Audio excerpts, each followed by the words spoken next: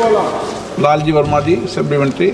मान्यवर, माननीय मंत्री जी ने जो उपलब्ध कराया है उसमें इस दौरान का किस किस प्रोजेक्ट में कितना खर्च है इसका उल्लेख नहीं किया है।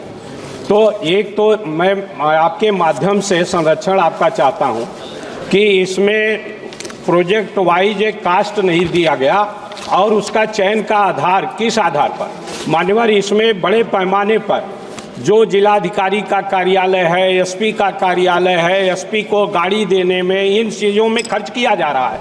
हम लोग उसके प्रदूषण से पीड़ित हैं। मान्यवर, प्रदूषण हमारे माननीय मंत्री जी बैठ जाएं, मैं पूछ लूँ, मैं सवाल आ जाए। मान्यवर, अभी सवाल आप शॉर्ट में सवाल पूछिए। मैं पूछ रहा हूँ, मैं और समय नहीं लूँगा। शॉर्ट में सवाल मत दो और आप डायरेक्शन भी मत दो। मैं सीधा पूछूंगा। मान्यवर, हम लोग पीड़ित हैं, प्रदूषण से पीड़ित हैं।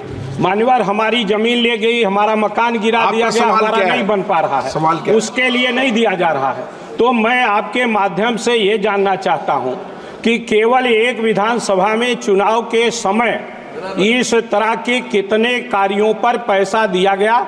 दूसरे इसमें दिया गया कि स्थापना दिवस पर, स्थापना दिवस 29 सितंबर 2023 में हुआ, 24 में नहीं हुआ, उससे उस पर जो खर्च किया गया वो किसके आधार पर दिया गया। मान्यवर, दूसरा मेरा मानना है कि इसका चयन करने का जो प्रोजेक्ट लिए जाते हैं। अध्यक्ष महोदय, माननीय अध्यक्ष जी, हमने स्पेसिफिक सवाल किया था कि 1 नवंबर 2022 से 31 अक्टूबर तक का मांगा था ब्यौरा, और जो माननीय मंत्री जी ने उन प्रोजेक्ट का विवरण दिया है वो इस बीच का नहीं दिया।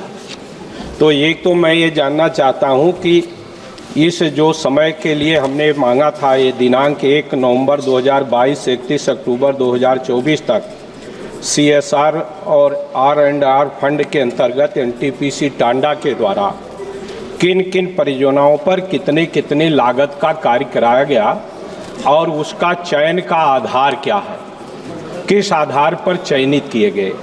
तो ये तो पहला प्रश्न मेरा ये है, ये बताने की कृपा करें और उसी समय का बतावें। दूसरा मान्यवर, इसी के साथ साथ जो चयनित किए गए हैं, केवल एक विधानसभा में जहां बाई इलेक्शन होना था और जिस दिन आचार संहिता लागू की गई उसी दिन 25 स्कूटी भेंट किया गया, उसका चयन किन आधार पर किया गया।